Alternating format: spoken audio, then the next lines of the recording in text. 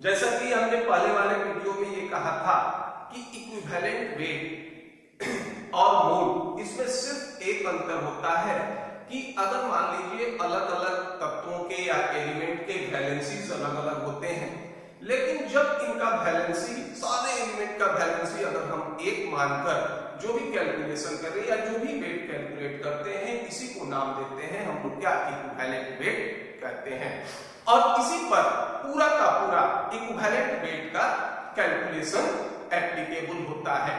हम लोग कल देखे थे कैरेक्टर ऑफ इक्विवेलेंट वेट में कि अगर मान लीजिए कोई रिएक्शन है A mole of A plus B mole of B gives out M mole of M plus N mole of N। तो यहाँ A B M N ये क्या होंगे, डिफरेंट मोलों की संख्या होंगे, लेकिन अगर हम इसको ग्राम इक्विवेलेंट में एक्सप्रेस करते हैं तो ये नंबर ऑफ मोल्स की कोई आवश्यकता नहीं होगी, या ये कह सकते हैं कि इन स्टोइचियोमेट्रिक कोफिशिएंट की कोई आवश्यकता नहीं होगी, क्योंकि जो भी एलिमेंट हैं सबकी वैलेंसी क्या होंगे, समान होंगे। तो यहाँ ये हो जाता है कि ग्राम इक्विवेलेंट ऑफ A बराबर होगा ग्राम इक्विवेलेंट ऑफ B बराबर होगा ग्राम इक्विवेलेंट ऑफ M बराबर हो जाएगा किसके, ग्राम इक्विवेलेंट ऑफ N के बराबर होगा। अब ये स्टोइचियोमेट्रिक कोफिशिएंट से कोई मतलब नहीं है। और दूसरा याद कीजिए हमने एक और ये इसका कैरेक्टर दिया था, इक्विवेलेंट वेट ऑफ सॉल्ट कह दो या फिर कंपाउंड कह दो, ये बराबर होता था क्या, equivalent weight of cation plus equivalent weight of anion. दोनों को जोड़ देंगे इक्विवेलेंट वेट ऑफ सॉल्ट या कंपाउंड आ जाएगा। तो जो भी determination of strength of equivalent weight है ये सारे के सारे इसी नियम पर आधारित हैं, और जो भी मेथड होंगे लास्ट इसी इक्वेशन पर या ये कहिए कि इसी संबंध पर आएंगे। हम लोग डिटर्मिनेशन ऑफ इक्विवेलेंट वेट इसका हल्का फुल्का क्राइटेरिया देते हुए बढ़ेंगे और ये देखेंगे कि चाहे मेथड कोई हो हमारा थ्योरी या सिद्धांत यही आएगा। इसमें पहला मेथड होता है जिसको नाम देते हैं hydrogen displacement method, hydrogen displacement method. अब यह था कि इसके परिभाषा में भी देखे थे कि जो कंपाउंड हाइड्रोजन के 1 ग्राम से प्रतिक्रिया करे या 1 ग्राम हाइड्रोजन को रिप्लेस करे, हम ये जानते हैं कि इलेक्ट्रोपॉजिटिव मेटल, इलेक्ट्रोपॉजिटिव मेटल में एक सीरीज होता है जिसको नाम देते हैं इलेक्ट्रोकेमिकल सीरीज। इलेक्ट्रोकेमिकल सीरीज में हाइड्रोजन के ऊपर जो भी एलिमेंट होते हैं इनकी ये विशेषता होगी कि अगर इनको आप डाइल्यूट एसिड के साथ प्रतिक्रिया कराइएगा तो ये सॉल्ट का फॉर्मेशन करेंगे और हाइड्रोजन गैस क्या हो जाएगा, ये मुक्त होगा। अभी हमने कहा था कोई मेटल हो सकते हैं, कोई एसिड हो सकता है, कोई सॉल्ट बनेंगे, जैसे मान लीजिए मेटल में सोडियम हो, पोटासियम हो, कैल्शियम हो, मैग्नीशियम हो। एसिड में HCl हो, H2SO4 हो, HNO3 हो। अगर HCl होंगे तो सॉल्ट हमारा क्लोराइड बनेगा, H2SO4 होगा तो सॉल्ट हमारा सल्फेट बनेगा। तो इस तरह से सॉल्ट भी अलग अलग होंगे, लेकिन हाइड्रोजन जो होगा ये हर स्थिति में मुक्त होगा। तो हमने ये कहा था कि यहां ये हो जाएगा, देखिए ग्राम इक्विवेलेंट ऑफ मेटल बराबर ये हो जाएगा क्या, ग्राम इक्विवेलेंट ऑफ हाइड्रोजन। और ये जानते हैं कि ग्राम इक्विवेलेंट बराबर होता है किसके, वेट बाई इक्विवेलेंट वेट को के। तो इसको ये कह सकते हो वेट ऑफ मेटल बटा ये हो जाएगा इक्विवेलेंट वेट ऑफ मेटल बराबर ये हो जाएगा। देखिए अब ये हाइड्रोजन हमारा इसका मात्रा भी मान लीजिए यूज कर सकते हैं, लेकिन हाइड्रोजन जो होता है ये गैस है।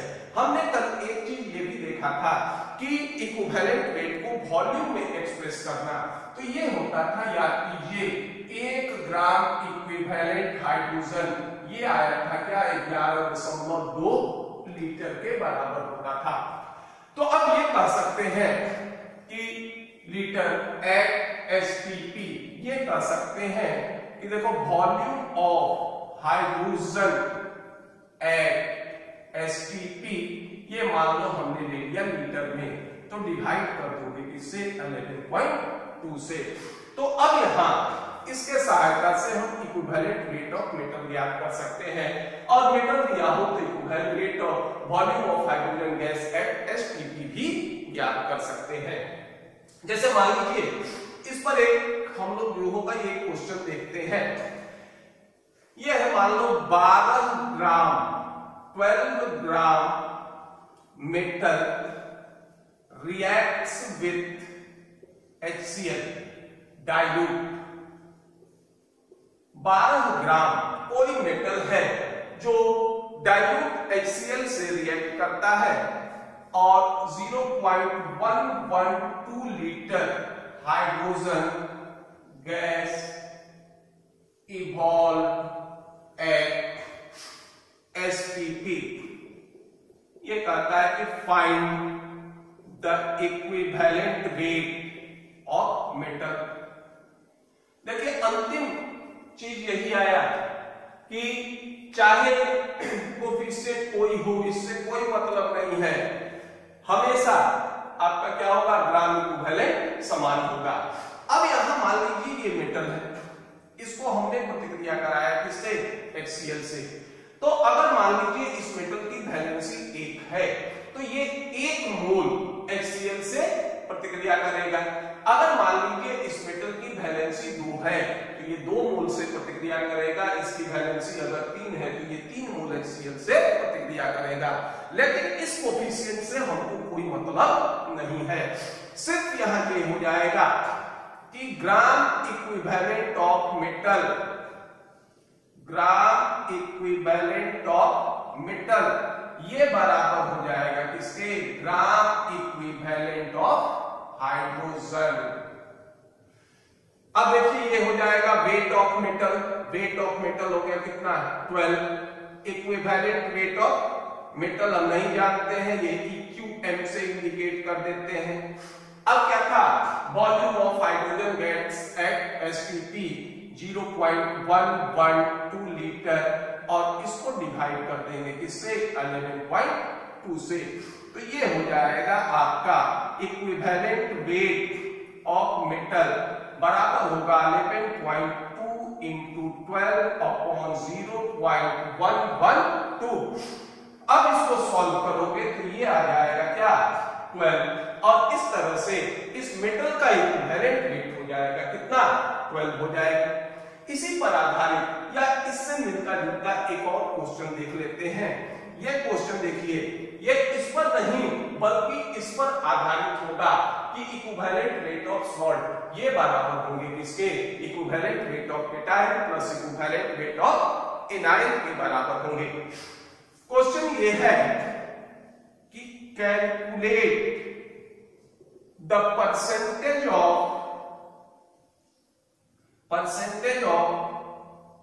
हाइड्राइड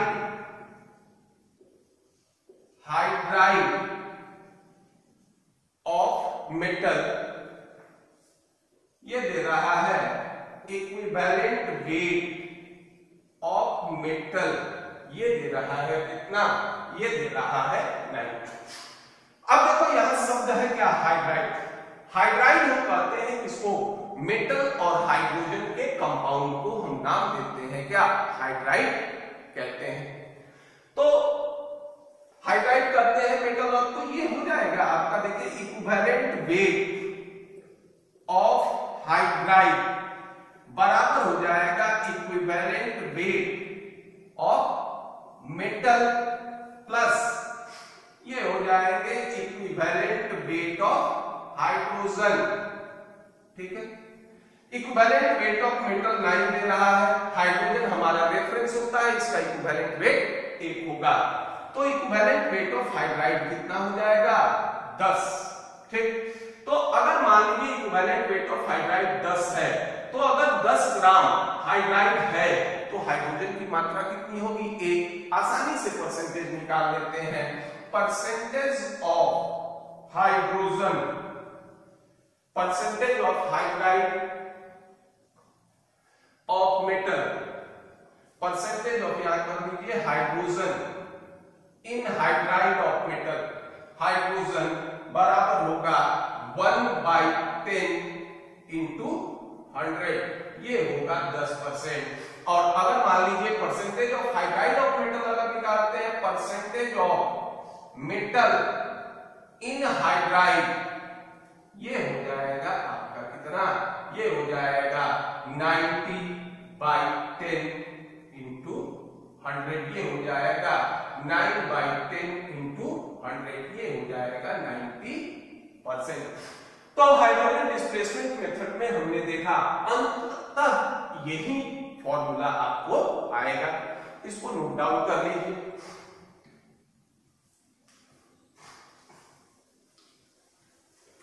अब और भी इसके मेथड होते हैं, जैसे सारे मेथड को हम लोग एक साथ इंक्लूड करेंगे।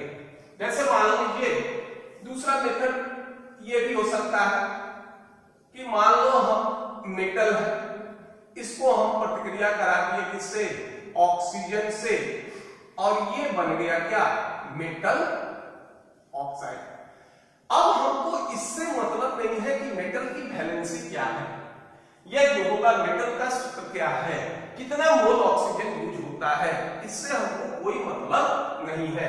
सीधा ये हो जाएगा आपका क्या, ग्राम इक्विवेलेंट ऑफ मेटल बराबर ये होगा ग्राम इक्विवेलेंट ऑफ ऑक्सीजन बराबर ये हो जाएगा क्या, ग्राम equivalent of metal oxide, metal oxide. और ये जानते हो कि ग्राम इक्विवेलेंट बराबर होता है क्या, ये बराबर होगा किसके, ये बराबर होगा वेट बाई इक्विवेलेंट वेट की। अगर मान लीजिए हम क्लोराइड के प्रोसेस से चलते हैं, तो मेटल को अगर क्लोराइड से प्रतिक्रिया करा लो, क्लोरीन से प्रतिक्रिया करा लो, HCl से प्रतिक्रिया करा लो, ये क्लोराइड में परिवर्तित करा देंगे। फिर यहां क्या हो जाएगा, ग्राम इक्विवेलेंट ऑफ मेटल बराबर हो जाएंगे किसके, ग्राम इक्विवेलेंट ऑफ क्लोरीन बराबर हो जाएगा किसके, ग्राम इक्विवेलेंट ऑफ क्लोराइड के, मेटल क्लोराइड के। अब इस फॉर्म को अगर चाहिए तो आप अपने अनुसार बदल भी सकते हैं। जैसे मान लो ये है वेट ऑफ मेटल बटा इक्विवेलेंट वेट ऑफ मेटल बराबर ये कह सकते हो वेट ऑफ ऑक्सीजन बटा, ये देखिए ये होगा इक्विवेलेंट वेट ऑफ ऑक्सीजन बराबर ये हो जाएगा आपका वेट ऑफ मेटल ऑक्साइड बटा ये हो जाएगा equivalent weight of metal oxide. आपको जो भी मान दिया रहे, जिस मान का रिक्वायरमेंट हो आप उसके अनुसार निकाल सकते हैं। अब देखिए यहां ये भी कह सकते हो ऑक्सीजन हमारा गैस होता है, तो ये कह सकते हैं volume of oxygen at STP, मान लो ये लेंगे किसमें, लीटर में, तो ये हो जाएगा कितना, याद कीजिए 5.6 होता था ऑक्सीजन का इक्विवेलेंट वेट होता था, इसको अगर वॉल्यूम में एक्सप्रेस किए थे तो 5.6 हुआ था। अब दूसरा ये था, अब इसको भी देखिए ये कर सकते हैं, सीधा कर सकते हैं वेट ऑफ मेटल ऑक्साइड। अब ऑक्साइड होता है मेटल और ऑक्सीजन का कंपाउंड, तो ये हो जाएगा, इसको भाग दे दो, equivalent weight of metal plus equivalent weight of oxygen. तो इसको जिस तरह से सूत्र को यूज करना हो, जो रिक्वायर्ड मान दिया हो और जिस चीज का कैलकुलेशन करना हो, उसको हम आसानी से कैलकुलेट कर सकते हैं। यही दूसरे मेथड में अगर आप क्लोरीन से प्रतिक्रिया कराइए तो क्लोरीन के केस में क्या हो जाएगा, volume of chlorine at STP, और क्लोरीन का इक्विवेलेंट वेट होता है 11.2, तो इसको हम 11.2 से डिवाइड कर देंगे। यहां क्या हो जाएगा, wait of metal chloride upon equivalent weight of metal plus equivalent weight of chlorine. ये भी प्रोसेस हम लोग यूज कर सकते हैं। तीसरा एक प्रोसेस होता है जिसको नाम देते हैं, ये प्रोसेस करते हैं मेटल डिस्प्लेसमेंट मेथड। इसको हम लोग नाम देते हैं मेटल डिस्प्लेसमेंट मेथड। देखिए मेथड का सिर्फ हम लोग नाम यूज कर रहे हैं, भले रिएक्शन हमारा कोई हो, मेथड का नाम कोई हो, सारे जो होंगे यही आएंगे कि gram equivalent of reactant is equal to gram equivalent of product. देखिए डिस्प्लेसमेंट रिएक्शन में हम लोग एक चीज देखते थे कि अगर कोई अधिक इलेक्ट्रोपॉजिटिव एलिमेंट है, इलेक्ट्रोपॉजिटिव एलिमेंट, या फिर इसको सब यूज करते हैं मोर इलेक्ट्रोपॉजिटिव एलिमेंट, इसको प्रतिक्रिया कराओ solution of salt of less electropositive metal, इसको प्रतिक्रिया करा देते हैं वैसे इलेक्ट्रोपॉजिटिव मेटल के सॉल्ट के सॉल्यूशन से जो इसकी अपेक्षा क्या हो, कम इलेक्ट्रोपॉजिटिव हो। तो जब इससे प्रतिक्रिया कराओगे तो ये हो जाता है क्या, लेस इलेक्ट्रो पॉजिटिव मेटल, ये हो जाते हैं क्या, प्रेसिपिटेट कर जाते हैं, और साथ में बनेगा क्या, aqueous solution of salt of higher electro positive metal, electropositive metal. जैसे मान लो इसको एज फॉर एग्जांपल लेते हैं, स्थिति है कि जिंक कॉपर के अपेक्षा अधिक इलेक्ट्रोपॉजिटिव होता है, तो ये जिंक ले लिए, कॉपर इससे कम था तो इसका कॉपर सल्फेट का एक्वस सॉल्यूशन ले लिए, तो ये करेगा क्या, कॉपर को क्या करेगा, प्रेसिपिटेट कर देगा, कॉपर जो होगा इसको अवक्षेपित कर देगा और ये बन जाएगा क्या, ZnSO4। अब यहां ये हो जाएगा ग्राम इक्विवेलेंट ऑफ जिंक बराबर हो जाएगा क्या, ग्राम इक्विवेलेंट ऑफ कॉपर सल्फेट बराबर हो जाएगा किसके, ग्राम इक्विवेलेंट ऑफ कॉपर प्लस ये हो जाएगा ग्राम इक्विवेलेंट ऑफ ZnSO4। देखिए फिर यही फॉर्म आ गया। तीसरा एक और ये होता है रिएक्शन जिसको पढ़े होंगे, नाम देते हैं double displacement method. Double displacement method में ये होता है कि वैसी अभिक्रिया जिसमें एक सॉल्ट के केटायन दूसरे के एनायन से और पहले सॉल्ट का एनायन दूसरे के केटायन से जुड़ता है। जैसे मान लीजिए हमने एक सॉल्ट लिया, सपोज करो सोडियम क्लोराइड का एक्वस सॉल्यूशन लिया और इसको प्रतिक्रिया करा दिए किससे, सिल्वर नाइट्रेट के एक्वस सॉल्यूशन से। अब देखिए सोडियम हमारा क्या होगा, इसका केटायन हो गया, क्लोरीन इसका एनायन हो गया, सिल्वर नाइट्रेट का केटायन हो गया सिल्वर और नाइट्रेट हो गया क्या, एनायन। तो अब ये होता है कि इसका केटायन इसके एनायन से जुड़ेगा और इसका एनायन इसके केटायन से जुड़ेगा और ये बना देगा क्या हमारा AgCl, इसका प्रेसिपिटेट होता है और NaNO3। अब इस प्रेसिपिटेट का मान हम क्या कर सकते हैं, निकाल सकते हैं। यहां फिर यही चीज होगा कि ग्राम इक्विवेलेंट ऑफ NaCl बराबर हो जाएगा क्या, ग्राम इक्विवेलेंट ऑफ NaNO3 बराबर हो जाएंगे ग्राम इक्विवेलेंट ऑफ AgCl प्लस ये हो जाएगा ग्राम इक्विवेलेंट ऑफ NaNO3। अब जो भी मान दिया हो उसके कॉरस्पॉन्डिंग हम वैल्यू निकाल सकते हैं। देखिए सारा मान तो देगा, अगर मान लीजिए इसमें रिलेशन करना है तो इस दोनों का यूज करेंगे, इसमें रिलेशन करना है तो इसका यूज करेंगे, इसमें रिलेशन करना है तो इसमें यूज करेंगे। और इसको हम इक्वेट करके आसानी से मेटल हो, सॉल्ट हो, केटायन हो, एनायन हो, सबका इक्विवेलेंट वेट हम आसानी से ज्ञात कर लेते हैं। अब इसको नोट कर लीजिए।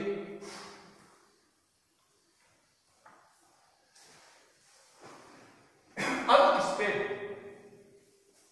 देख लेते हैं।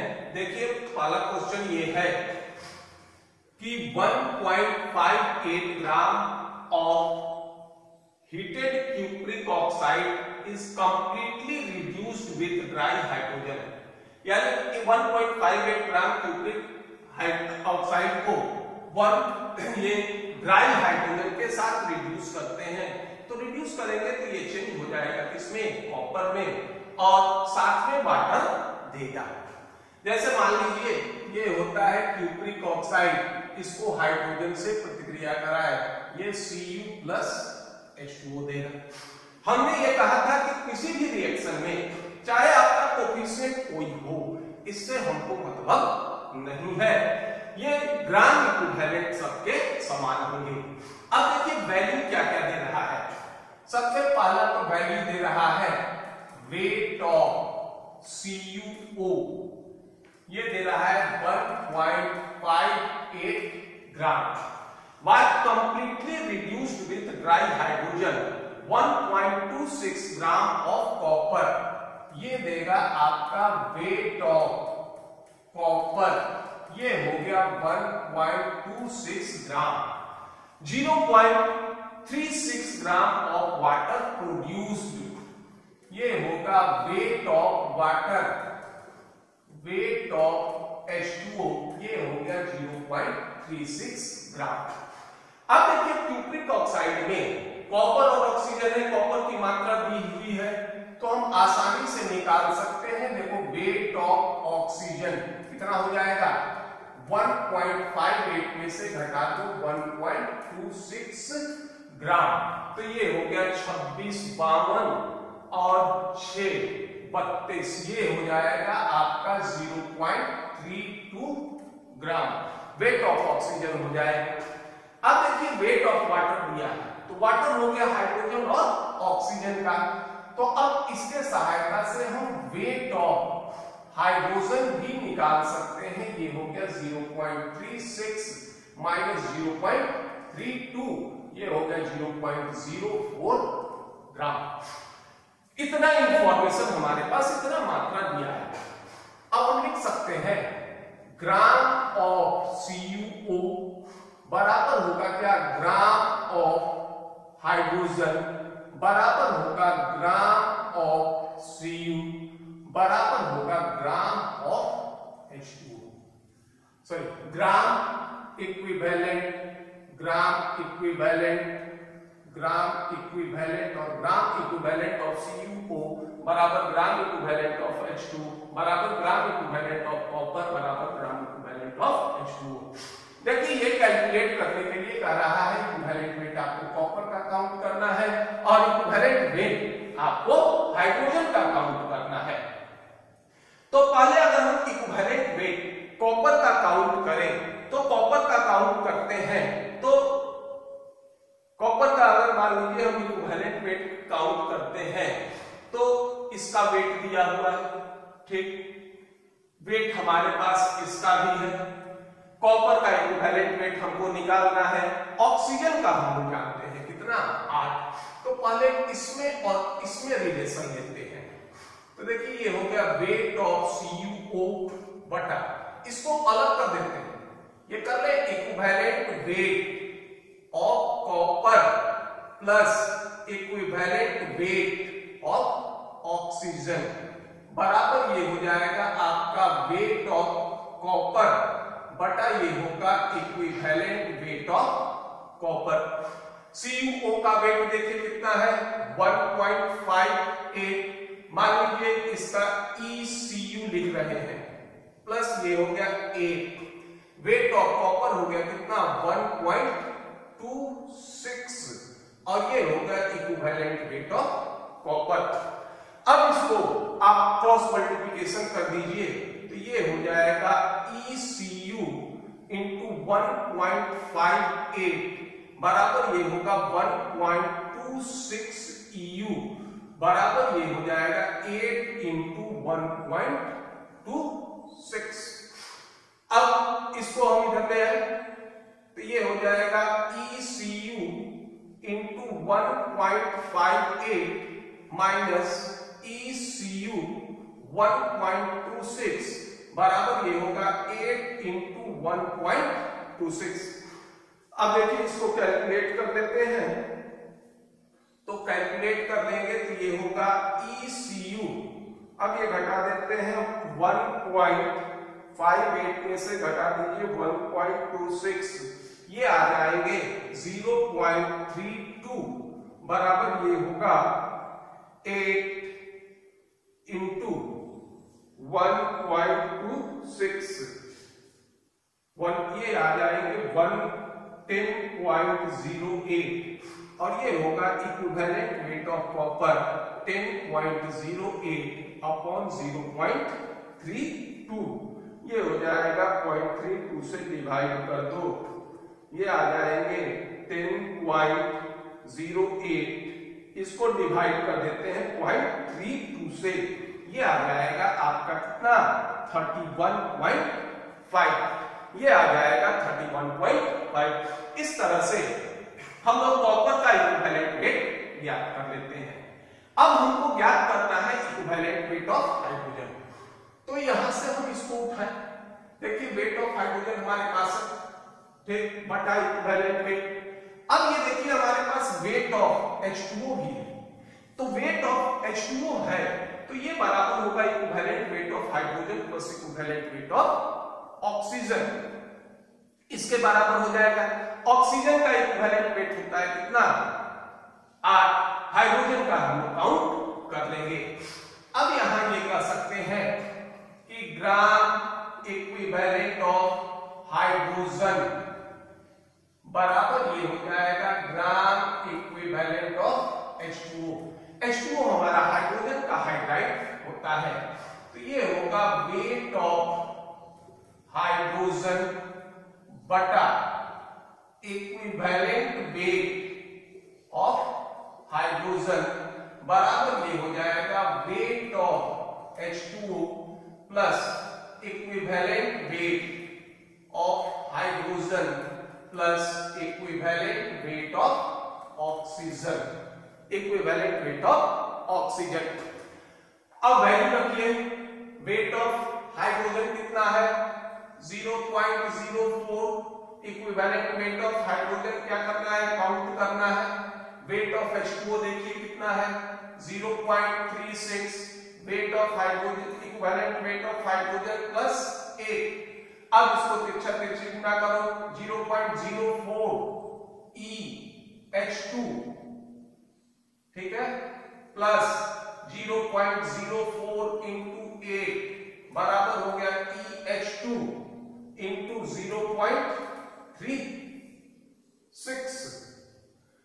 अब ये हो जाएगा, इसको मल्टीप्लाई कर दीजिए एक ही बार, ये आ गए 0.04 इंटू 8, ये आ गया आपका, ऐसे कर लेते हैं 0.32 बराबर EH2 0.36 माइनस 0.04 EH2।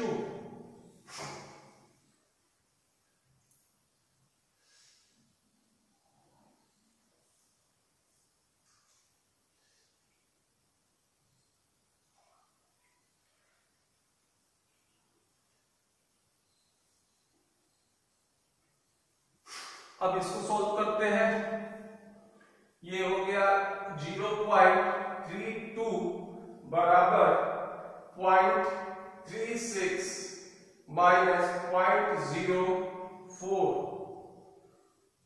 ये हो गया 0.32 EH2 इसलिए EH2 बराबर होगा 0.32 बटा 0.32। ये हो गया कितना 1। तो इस तरह से इक्विवेलेंट वेट ऑफ कॉपर आ गया 31.5 और इक्विवेलेंट वेट ऑफ हाइड्रोजन आ गया कितना 8। इस तरह से हम लोग आसानी से इक्विवेलेंट वेट ऑफ कॉपर और हाइड्रोजन ज्ञात कर सकते हैं। इसको नोट कर लीजिए। कुछ और क्वेश्चंस बना लेते हैं। इससे आपको ये होगा कि इक्विवेलेंट वेट का कैलकुलेशन में आप परफेक्ट हो जाइएगा। नेक्स्ट क्वेश्चन है 1.201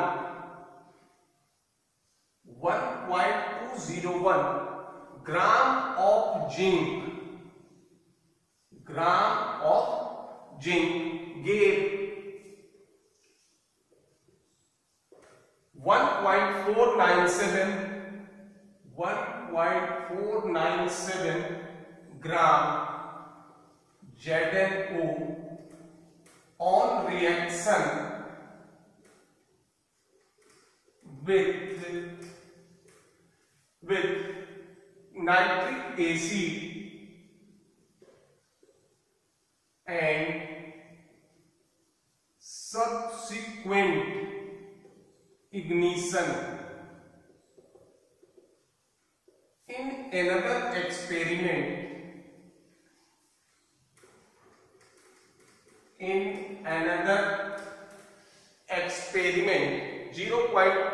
543 gram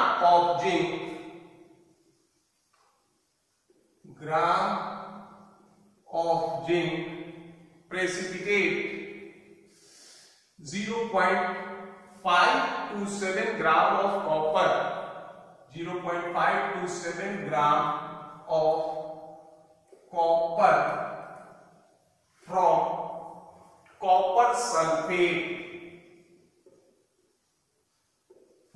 copper sulfate calculate equivalent weight of Cu and equivalent weight of zinc।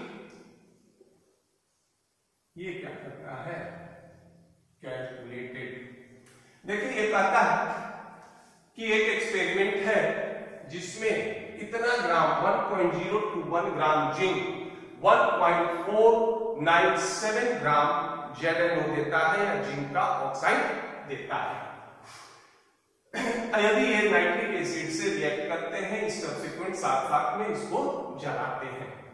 In another experiment दूसरे एक्सपेरिमेंट में 0.543 ग्राम जिंक 0.527 ग्राम कॉपर देता है। इससे जब ये कॉपर सल्फेट से प्रतिक्रिया करता है तो देखिए पहले से हम क्या कर सकते हैं जिंक का इक्विवेलेंट वेट ज्ञात कर सकते हैं। देखिए हमारे पास जिंक का वेट है, जिंक ऑक्साइड का वेट है, ऑक्सीजन का इक्विवेलेंट वेट मालूम है। जिंक का वेट ज्ञात कर लेंगे और जिंक के इक्विवेलेंट वेट को इस सेकंड एक्सपेरिमेंट में डालेंगे तो ये हमको क्या मिल जाएगा कॉपर का इक्विवेलेंट वेट मिल जाएगा।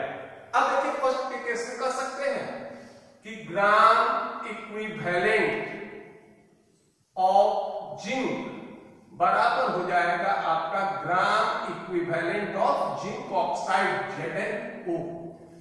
ये हो जाएगा आपका देखिए वेट ऑफ Zn बटा इक्विवेलेंट वेट ऑफ Zn बराबर ये ले लीजिए ये होगा weight of ZnO upon equivalent weight of Zn plus equivalent weight of oxygen. चलिए जिंक का वेट कितना है वेट ऑफ जिंक ये है 1.021 इक्विवेलेंट वेट ऑफ जिंक को रख रहे हैं क्या Zn बराबर जिंक ऑक्साइड का वेट कितना है 1.497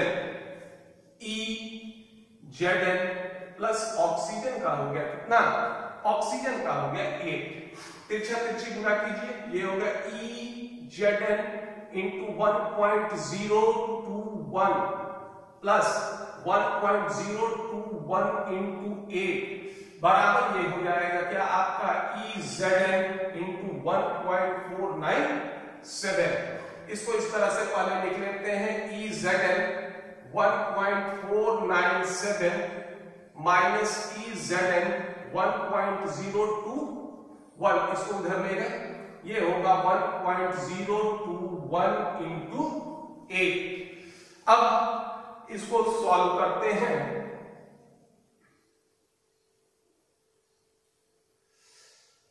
इसको सॉल्व करते हैं, पहले ये हो गया 1.021 इंटू 8, ये हो जाएगा आपका 1.021 इंटू 8, ये होगा 8.168, और इसको अगर हम घटा दें तो ये होगा 1.497 माइनस 1.021, ये हो जाएगा EZN 0.476,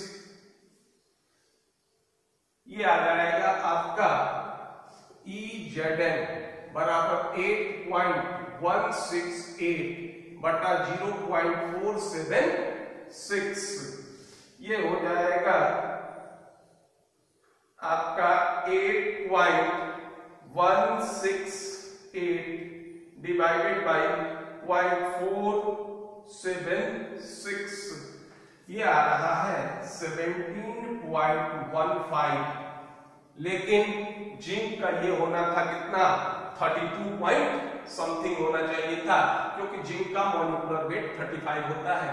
ये देखते हैं कहीं कोई मान का सब्स्टिट्यूशन में गड़बड़ हो।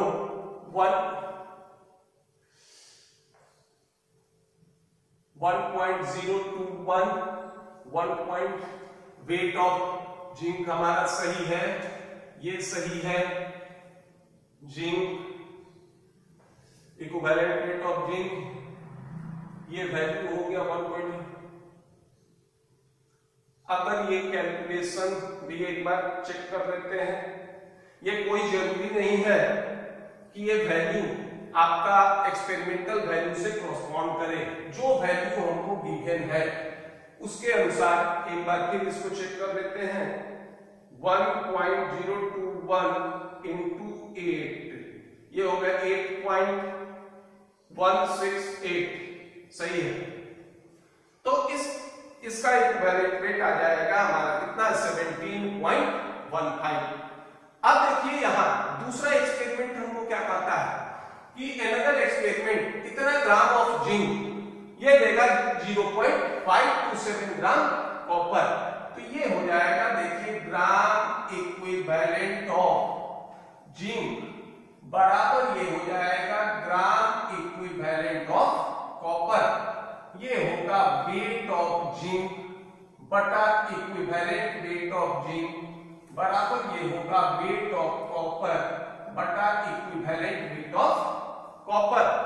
वेट ऑफ जिंक देखिए दूसरे बार हमारे पास कितना है, ये है 0.543, इक्विवेलेंट वेट ऑफ जिंक हमने निकाला 17.15, इक्विवेलेंट वेट ऑफ कॉपर हमारे पास कितना है 0.527 into equivalent weight of copper, equivalent weight of copper हो जाएगा 0.527 इंटू 17.15 अपॉन 0.543।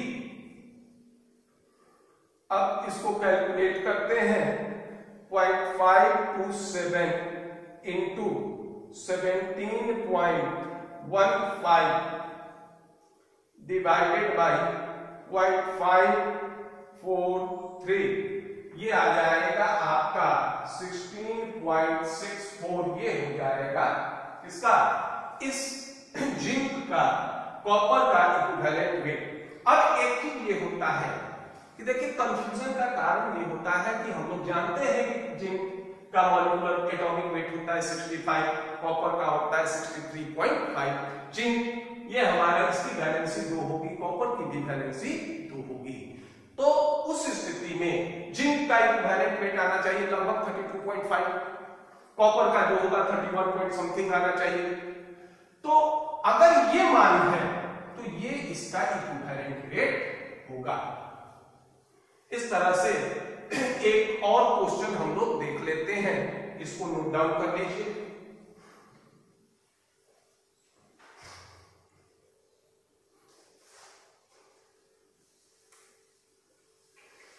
अब अगला क्वेश्चन है 0.298 ग्राम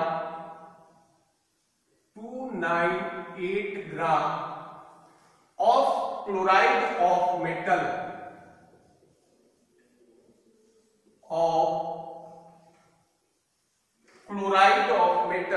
yield 0.348 gram 0.348 gram of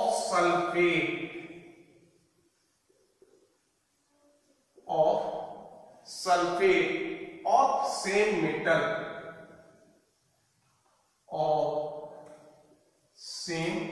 metal calculate equivalent weight of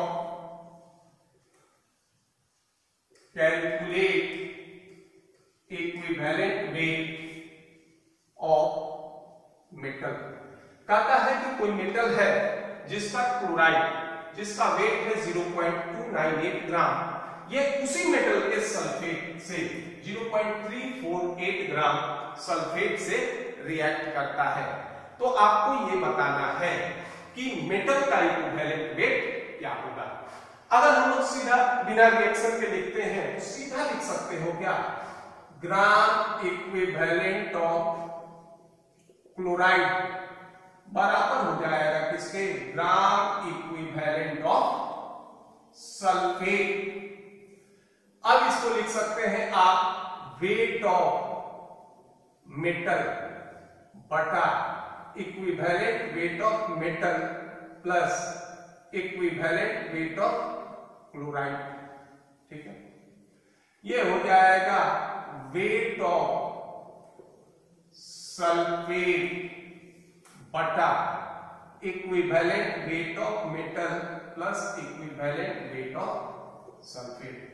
ये हम लोग पढ़े थे, ये इक्विवेलेंट वेट की विशेषता है कि सॉल्ट का इक्विवेलेंट वेट केटायन और एनायन के इक्विवेलेंट वेट के योग के बराबर होता है। चलिए वेट ऑफ मेटल क्लोराइड ये है, तो मेटल क्लोराइड का वेट है कितना 0.298। इक्विवेलेंट वेट ऑफ मेटल ज्ञात करना है और क्लोरीन का होता है कितना वेट होता है, याद कीजिए ये रेफरेंस भी है हमारा 35.5। वेट ऑफ सल्फेट हो गया कितना 0.348। Equivalent weight of metal plus sulphate देखिए ये होता है SO4 माइनस सल्फर का हो गया 32 प्लस 64, ये हो जाएगा कितना 96/2, ये हो जाएगा कितना 48।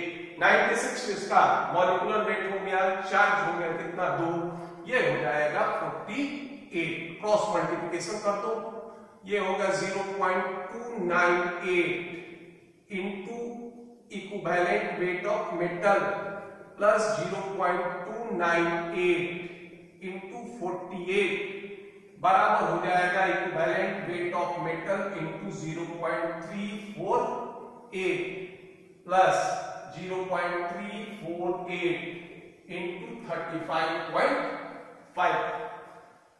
अब इसको कैलकुलेट कीजिए 0.298 into equivalent weight of metal plus ये हो जाएगा 0.298 इंटू 48, ये हो जाएंगे 14.304 equal to equivalent weight of metal into 0.348 plus ये हो गया 0.348, इसको मल्टीप्लाई कर दो 35.5 से, ये हो जाएंगे 12.35 अब इसको इधर ले आइए, 14.304 minus 12.354 equal to equivalent weight of metal into 0.348 minus equivalent weight of metal into 0.298। अब इसको घटा लो, 14.304 माइनस 12.354 ये आ गया आपका 1.95 इज इक्वल टू 0.348 माइनस 0.298। ये हो गए आपके 0.05 EM। इसलिए इक्विवेलेंट वेट ऑफ मेटल हो गया 1.95 अपॉन 0.05। ये हो गए 1.95 डिवाइडेड बाई 0.05। ये हो गया क्या 39। और इस तरह से इस मेटल का वेट हो गया कितना, इक्विवेलेंट वेट हो गया 39। तो इस तरह से हम लोग इक्विवेलेंट वेट का डिटर्मिनेशन किस तरह से करते हैं ये देख लिए, और कौन कौन से इसकी विधि थी और कुछ इसके एग्जाम्पल कि किस तरह से इक्विवेलेंट वेट के सहायता से हम लोग केमिकल कैलकुलेशन या किसी भी केमिकल इक्वेशन में वेट के साथ रिलेशन भी निकाल सकते हैं, या फिर जो होगा इसका equivalent weight of metal, oxygen या फिर अदर एलिमेंट हम लोग याद कर सकते हैं। अब आपको ये वीडियो अगर पसंद आए तो इसको सब्सक्राइब जरूर कीजिएगा, लाइक कीजिएगा। धन्यवाद।